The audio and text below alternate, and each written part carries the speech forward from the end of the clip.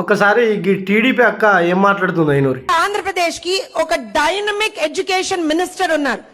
తెలంగాణ దౌర్భాగ్యం ఏంటంటే స్పెషలైజ్డ్ గా ఒక స్పెసిఫిక్ ఎడ్యుకేషన్ మినిస్టర్ లేడు సార్ అక్కడ.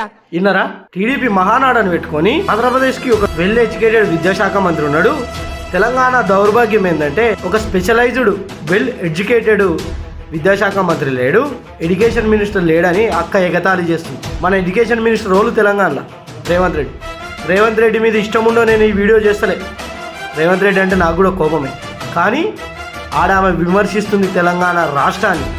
ఒక తెలంగాణ బిడ్డగా నేను మాట్లాడు. ఇంకోటి, ఈ వీడియో మీద మరి కాంగ్రెస్ అధికారంలో ఉన్నది, ఒక ముఖ్యమంత్రి విద్యాశాఖ మంత్రి వ్యవహరిస్తున్నాడు, ఒక ఎమ్మెల్యే మాట్లాడాడు దీని మీద రెస్పాండ్ కాడు, ఒక కాంగ్రెస్ కార్యకర్త రెస్పాండ్ కాడు, ఒక కాంగ్రెస్ మంత్రి రెస్పాండ్ కాడు. మరి నిజంగా ఆమె చెప్పినట్టు మన దగ్గర ఉన్న విద్యాశాఖ మంత్రి వెల్ ఎడ్యుకేటెడ్ కాదా?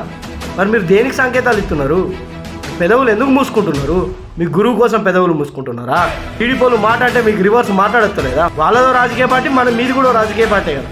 మరి మీరు కాంగ్రెస్ వాళ్ళు ఎందుకు పెదవులు మూసుకుంటున్నారు? అది ఆడ చెప్తేనే పదవులు వస్తున్నాయనా? ఒక చైర్మన్ మాట్లాడాడు, ఓ ఎమ్మెల్సీ మాట్లాడాడు, ఓ మంత్రి మాట్లాడాడు, ఓ ఎమ్మెల్యే మాట్లాడాడు, ఓ ఎంపీ మాట్లాడాడు, లాస్ట్కు విద్యాశాఖ మంత్రి అయిన రేవంత్ రెడ్డి కూడా ఈ మాటలు ఖండిస్తలేడంటే ఆమె మాట్లాడిన మాటలు నిజమేనా అనేది యువతలో ఆలోచింపజేస్తున్నాయి.